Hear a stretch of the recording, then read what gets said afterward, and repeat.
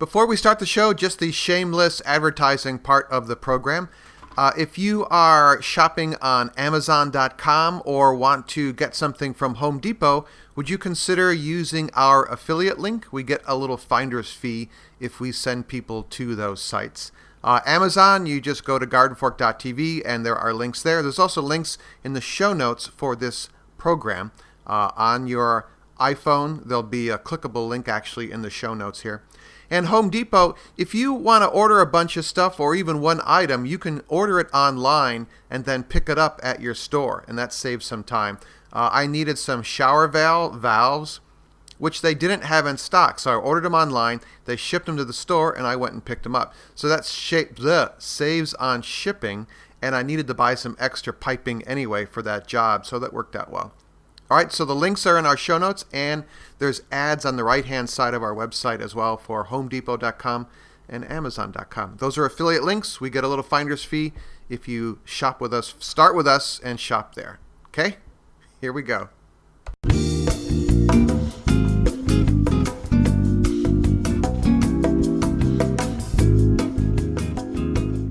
Hey, everyone. Welcome to Garden Fork Radio. You're here with Rick and Eric. Good morning. Good morning, Eric. How are you, my friend? I'm good. We're in Connecticut, and there's snow on the ground, but the temperature is going up, and it's raining now. So. Oh, no. Yeah, we have about 100% chance of rain. Another one of those fronts passed through. But we had about 2 days of glorious sunshine and a little bit of warmth, and so it was wonderful for us. Yeah, today I was going to go try an insulation project with the beehives, but maybe I'll have to wait till a little later today. But my thought was to create, with what's called polystyrene insulation, these essentially rectangles that slide over the hive and will provide kind of like super insulation for the hives. And I'm just curious about that because I'm moving away from tar papering the hives. I don't really think it does much from what I've been reading. So probably not. The tar paper helps if they're in the sun because it'll help them absorb the sunlight. Right. And it probably keep whatever draft, but they're really good at sealing drafts, and so if they're a problem, so I can't imagine tar paper really helping much. We've had we've had at least a week of 10-degree kind of weather at night, and I thought, I better do something out there because the insulation's cheaper than a new hive. So yeah, yeah. How do you attach it? I thought I would just.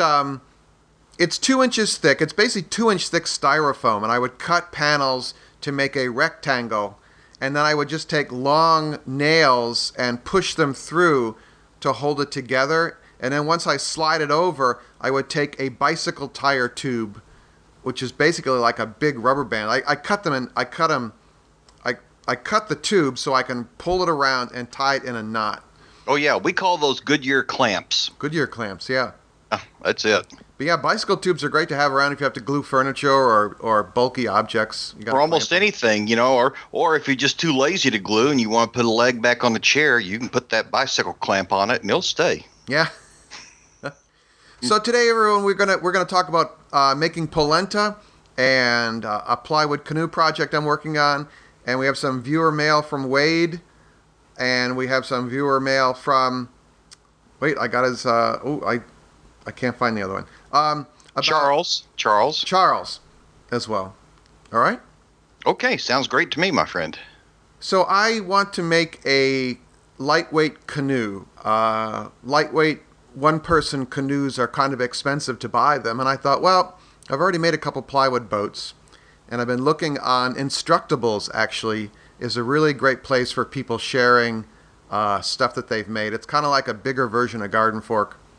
Not quite as wacky, but and there's a couple fellows on there, and one of them in particular recently posted a canoe building one where he actually wanted to go on vacation and build a canoe in some foreign country, and so he ended up, I think in Chile, where he hooked up with some kind of DIY guys there, and one of them had like a boat building shop that he used, and he built himself a plywood canoe that he could use while he was vacationing, and then he left the plywood canoe down there with them.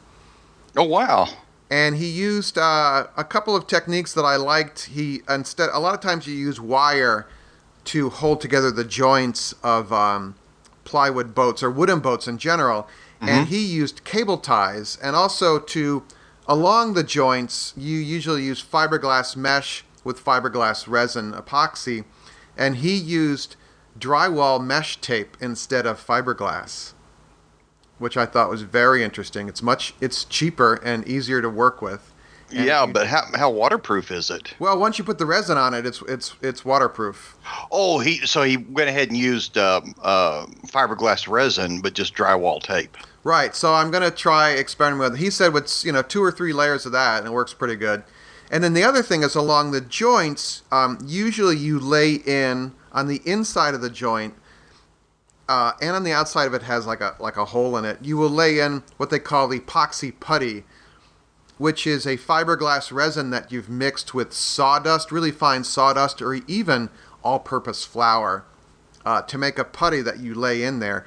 And a number of people have commented on my plywood boat videos on YouTube about using what's called PL, which is similar to the brand called Liquid Nails, but it is a semi-liquid. It's in a caulk gun. It's glue in a caulk gun tube. Okay. And it's used as a construction adhesive to hold on drywall and sheetrock, paneling. You use it all over the place when you're building. But some of it is super strong and waterproof. And instead of having to concoct this epoxy putty that you have to mix up, I thought, what if I just lay in a bead of this PL, which is a waterproof construction adhesive, that would fill the joint. That would be super strong and waterproof. So I'm wondering if anyone has any thoughts on that. I'm going to do some tests with the most expensive brand of PL they have out there in a tube. It was like $7 for one tube. It's supposedly 8 times stronger than regular adhesives and waterproof. Well, now, you said plywood canoe, yep. Right? Why plywood? Most of the time when I see people building these, they're kind of birch bark, or they're a light frame with fabric over them that they then dope and, or even shrink wrap plastic, which I think is kind of interesting. Just build the frame, put shrink wrap plastic over it, and wrap it. Why? It just seems like heavy. It would be awfully heavy, I guess. Actually, you use really thin plywood. Plywood's your future, Rick. So. How thin can it be? It is a quarter inch. It's one of the generic names for it is a Luan kind of plywood, which they don't use Luan anymore. They use certified, sustainably harvested woods to make it. But they make a really thin plywood, it's kind of a finished plywood actually. And you fiberglass that, and you don't really need strength. The water actually provides the strength of a boat. Right. So I'm going to experiment with that. Birch bark canoes, you just can't make anymore because there's just not enough old birch trees laying around. Oh, sure, yeah. But I mean, just strips of wood, laminated wood. That right. Kind of. But of course, you're not building for an eternity. You're building for a season. I'm building a still water canoe, and I expect it once you get the epoxy, the fiberglass epoxy on there, it's bulletproof. And even my simple one-off, one-sheet plywood boats I have 2 of them, and they're just stored outside up on my garage, and they're literally just painted with outdoor latex paint, and they're still in good shape after, 3-4 years. So we have the Garden Fork Fleet. Yes, the Armada. The Armada. But if anyone has any thoughts about that or has built boats, we would love to hear from you. It's radio@gardenfork.tv, and I will link in the show notes to the Instructable with this guy. And he has a really big heart, too, because I asked some knucklehead questions, and he was kind enough to answer them. So I thought that was nice. Oh, isn't that nice? That's the Garden Fork way. Yeah, and also a little shout-out to a friend of mine who I don't think he wants me to mention his name, but I was in the home improvement store actually buying materials for the beehives and the test caulk glue stuff. And this fellow who lives in Massachusetts, just north of here, was with his daughter, and he says, "Are you Eric?" And I'm like, "Yeah." And the store was empty. Like the employees are kind of standing around going, "Oh, dude," Yeah. And he and I had emailed a couple of years back about beekeeping. And he's like, "Oh, I watch all your shows," and we had a really nice conversation. And I'm going to go up and see his beehives in the springtime. So he lives in Massachusetts, just north of me here. So. Oh, that's so cool. When you recognize Eric, say something and say where you know him from. Yeah. Don't scream loud. Just, Well, it's been tough on you. I know. Women chasing you down the aisles, kids screaming, wanting your signature. It was like Elvis walked into the room. Well, his daughter knew who I was. I think his daughter was like 9 years old, but she knew me from the videos. But oh, that's great. Of course, she wanted to know where the dogs. Yeah, they were home sleeping. So let me know what you think about that. Oh, is a seagoing canoe, or not a canoe, but a kayak in your future? No, I really like surf casting. But actually, where I go surf casting on the Rockaways, there's a couple guys that go out in kayaks, and there's a reef maybe 1,000 feet out, and that's where there's a lot of, when the fish aren't in close, they're usually along that reef, and so they're pulling them in. But I have a healthy respect for the ocean. Yeah. So. Yesterday it was a beautiful day, and I took the dogs out to Fort Story, which is right at the Capes where the Chesapeake Bay forms. Mm-hmm. Cape Charles on one side and Cape Henry on the other. And we were there at Fort Story up high and watched these guys in about 3 or 4 seagoing kayaks, and they were bow fishing. And one of them looked like he was about to have a fast ride to someplace. It was pulling him pretty good for a while, but they were bow fishing out there right at the change of tide. Yep. As it changed in the Chesapeake Bay, right at the mouth of the ocean. So it was fun to watch, and they were actually propelling them just amazingly fast. Yeah, you got to be where the fish are. Yeah. That's just my luck. I'm never where the fish are, but it's just fun to go out. So. Oh yeah, I'd almost how do you nap if the fish keep bothering you?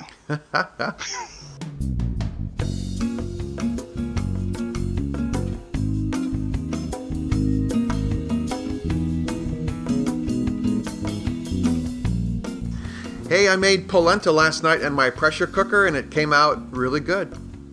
What is polenta? It's essentially corn grits. It's yellow corn grits. Polenta is known. I wouldn't say it's just an Italian food, but the Italians are big into polenta, and I think it's a nice alternative to mashed potatoes or rice. And so, it has some health benefits. Is it kind of like cheese grits? Yes. Yeah, you can put as much cheese in this or butter as you want. I actually had it pretty straight up. I put a little bit of Romano cheese in there and a little bit of butter. But it's the first time I've made polenta in the pressure cooker, because usually I just have like a small saucepan and I cook it slowly, kind of like oatmeal, and it bubbles away. But I have to be careful. It's not super easy to burn it, but Eric, so you can burn the pot. Oh yeah. Yeah. And sometimes it comes out a little too thick, and sometimes it's lumpy. But this was literally, I made a big batch, so it was 2 cups of polenta and 8 cups of water, I think. We're going to make a video about it today. And then you just fire the thing up, and once it comes up to pressure, high pressure for 2 minutes, and then a natural release. Just turn the burner off and let the pressure come back down by itself. And when you open it up, it looks like the water has separated from the polenta, but you take a whisk and you just give it a whip. I actually learned this from Jacques Pepin. His fast food My Way videos are on YouTube, and I watch them. I really like him. And he just takes a whisk and he whips it together, and boom, you look like an expert. And it goes really well with, we had sauteed escarole on top of it, but you could have it with short ribs if you want. It's it's kind of a neat winter, fill you up, pretty good food for you. Yeah, well, it sets up in a loaf pan, but does it actually set up like a shortbread or a cake or something, or? Well, you can have it 2 ways. You can basically cook it and eat it that not minute, but a couple minutes later on your plate, and then it's similar to grits or mashed potatoes. And then I had a bunch of it left over, so I took a bread loaf pan, an 8x5 or what's it called, 9x4, whatever, that regular loaf pan size. Right. And I spray it with cooking spray. I think aerosol cooking spray is okay, everyone. And then you pour it in almost like a cake batter, and then you put it in the fridge overnight. And it sets up, and you've got like solidified corn grits. Okay. And then you can pan fry that with some eggs for breakfast or even for dinner the next night. But you slice it into like half-inch slices, and it's really good. Wow. It sounds just like grits and we call it spoon bread. Uh-huh. But it sounds like spoon bread, except it has a fancy name. Yeah, that's the North, Rick. Well, I'm just saying, you couldn't eat grits? I don't know. I'm just checking. I like grits. I like cheese grits. I'm not big a big fan of just grits. Okay. Are you ready for some viewer mail? I think we got a lot today. Yeah, we have 2 viewer mails here. One is from Charles, and it's asking about compost. Thanks so much for your podcasts and videos. I listen to Garden Fork Radio at work and find it relaxing. Nice change of pace. Thanks in part to you and your just do it and see what happens style. It's famous. Yeah. I'm going full bore into vegetable gardening for the first time to provide for my family. Good for you. My question is about compost. I'm in the process of starting my compost bin. I'm flanked by neighbors who do not care that their trees drop leaves in my yard. One is a pecan tree, which I'm planning on using the leaves as brown matter for my compost bin. However, the other neighbor's tree is a pine tree. Would it be okay to also use this to make up the brown matter for the compost? It seems that the internet is divided on how much harm the pine needles would do because of their acidity. Now, I sent this question to Rick, and he was nice enough to answer Charles by email, but I also thought it was a great answer, and we could share it with everyone here. Do you happen to have my answer? I forgot to pull it up. It was well, actually, we're going to post it on the website as well. The newly redesigned website, by the way. Yes. Oh, looks very nice, by the way. But yeah, generally what I said was people make too much of this. There is, pine is slightly acidic, but, people go out and buy bags full of pine bark mulch and put it on their beds all the time. And it has about the same pH as pine needles. It's a little more acidy in the pine needles, but not much. And the University of Virginia Extension Service tells us that even when it adds a little bit of acid, it doesn't get very deep into your soil. And so it really doesn't matter that much. And most soils are pretty alkaline, in my experience. And people are always adding a little bit of acid to them to bring them up to more of a neutral pH where things will grow better. So I don't see any reason not to put the pine needles in the mulch, although I use them mostly. And I think we've talked about this several times. I wait for my neighbors, because I'm essentially a very lazy person. And I wait for my neighbors who are all anal retentive. They go out and they scrape those pine needles off of their grass instead of mulching them in with the mower. And they put them in bags, and they essentially segregate them into pine needle bags and other leaf bags. And I'll go around and I'll collect all those bags. And the pine needle bags I take and spread under my plants, because the pine needles will interlock and they have the little barbs on them. Mm-hmm. And so they don't wash away real easily. And you can put that under your plants as a good mulch to keep weeds from growing up, and also to allow water down through them and to keep sunlight from hitting the soil, which will sprout new weeds. So I don't see a thing in the world wrong with use. In fact, we use, they sell bales of pine needles around here. Yeah. As people go out and pay money for them, and I just wait for my neighbors to bag them up, and on the collection day, I go around and collect them. Yeah, I love that about you, Rick. It's just kind of like free stuff. It's all bagged up. It's in those like big brown paper bags you get at the hardware store, basically. And no, it turns out in the city of Virginia Beach here, you've got to put them in clear bags so the disposal crews can see that they are yard waste and not some other kind of waste. And so they're in clear plastic bags, and so it works out very, very easy for us. And the rest of the leaves, I run around, I pick them up, and I didn't do it this year because we were gone.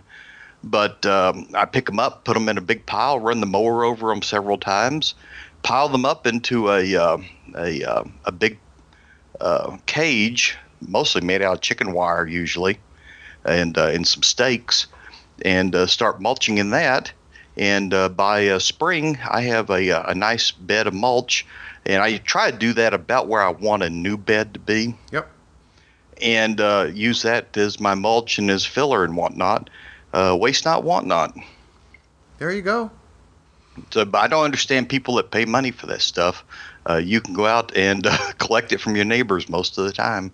Now, I will say the one thing about composting with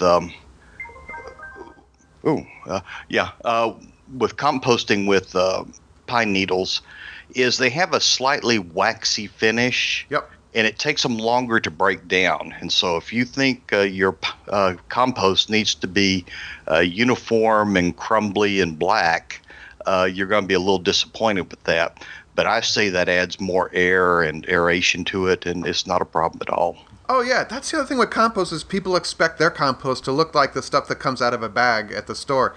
The stuff out of the bag in the store has been ground up. Oh, yeah. And about half the time it's been colored. Yes. My neighbors, I don't want to disparage actually I love my neighbors, but the ones in the suburbs, they buy this like red mulch, and it's basically tree bark that's been painted red. Mm-hmm. Because there aren't too many trees that have red bark, Yeah. There's red, there's black, there's brown, and the custom colors. I'm like, why do that? And yeah. So your compost is not going to look perfect, but I think compost that is chunky is really good because it allows, like Rick said, air to get into the soil, water to trickle down into the soil. It makes the soil much more friable instead of this homogenized thing there. Yeah, and most of the time, particularly here. Now I don't know where it is, where Charles lives, but our soil is very heavy and clayish. And it's very thick, and so compost helps to make it, like you say, friable. It has a good hand. It comes apart in your hand easily, and when that happens, air can get down to the roots, and the roots do need air.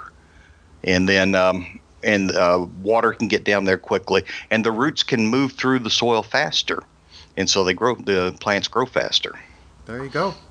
So yeah, I don't see any reason not to use pine needles. But when my neighbor's trees shed in my yard, most of the time I just mulch them in with the rest of the grass. Because I'm way too lazy to be raking those up. My neighbor has a vacuum for his lawnmower, and he vacuums everything up. Oh, isn't that wonderful? Well, what's the cool thing is that he has this giant pile of leaf mulch then. Mm-hmm. And it's taller than me, and I go over there every spring and haul a bunch of it away. See, yeah. Let somebody else do the work. This is the Tom Sawyer school of gardening. Yeah, we have another email, and this one is from Wade in Canada. We have a lot of people in Canada listen to the show. Yeah, well, there's nothing else to do. It's cold up there and dark and snowy. I like Canada. I love Canada. I love Canadians. They're all in Florida. I met them here a few months ago. Hey, Eric and the rest of the crew, Happy New Year. I just made some treats for the dogs and thought I'd share this since they are going nuts over them. I always listen to the show and never seem to find time to write, so this year I'll do my best to give you more Canadian content. I've been following for years after finding your old Bat Box video. Oh yeah, our bat house. Oh. Yeah. That was a long time ago. It's a lovely minus 12 degrees Fahrenheit today, so we're hiding by the wood stove. We eat quite healthy in our house and pretty much never peel anything, but for fresh salmon cakes, which he links to a Food Wishes link here, I'm left throwing out a pile of yummy fish skin while the dogs stare at the trash can. I decided to give dried skin a shot yesterday and it came out perfect.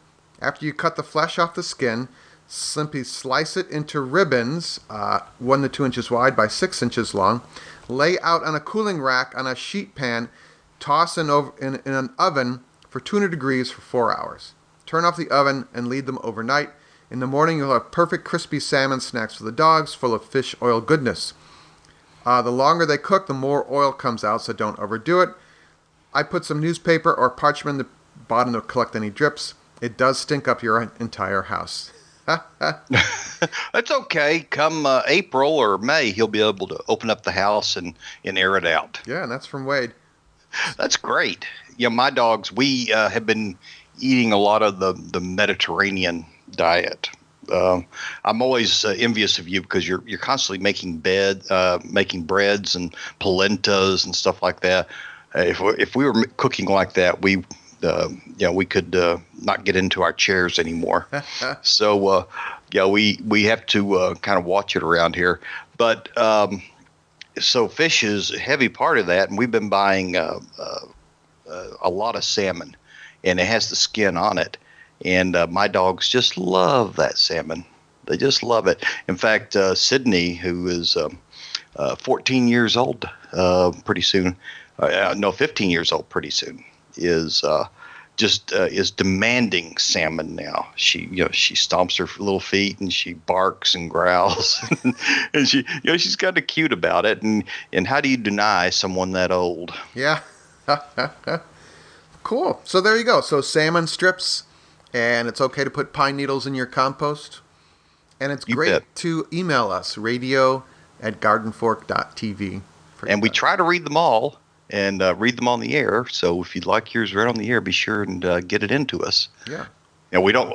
Sometimes we're a little slow about getting it in. I know that Wade's has been hanging fire here for a little while, but it was filed away in Evernote, so I found it. Yeah. I everything I do is in Evernote. It's my it's a wonderful device, and it's actually getting better, a little bit better every few months. Cool. I've got close to 3,000 notes in it now. Hey, if there are any interesting people you guys would like us to interview on the show, I'd like to hear about that. I'd like to have more guests on. There's only so much of Eric you can hear, So well, how about Benedict Cumberbatch? If you want to invite him, or a Knightley, Go ahead. Oh. But I think there should be more women on the show. It's very easy for me to make it all guy centric because I just know more guys that do stuff like what we do than I know women that do stuff like what we do. So if you have any idea, or if you yourself are doing something interesting, Yeah. You're just bored on Sunday morning. That's it. I was been listening to a lot of podcasts recently. A lot of new podcasts have come up. It's booming now, yeah. Yeah, it really has just taken off. And there's one called Reply All. That's a brand new one that is really good. And there's one called Long Form, and it's just long conversations with authors and that kind of thing. But one of them was Alex Chadwick, I think, who has started a new podcasting company called Gimlet.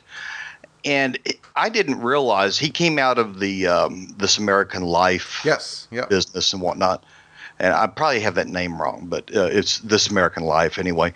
And he was talking about on their Reply All podcast, it takes maybe 3 to 4 weeks to turn out a good podcast. And some of the podcasts in This American Life take months to produce. Yeah.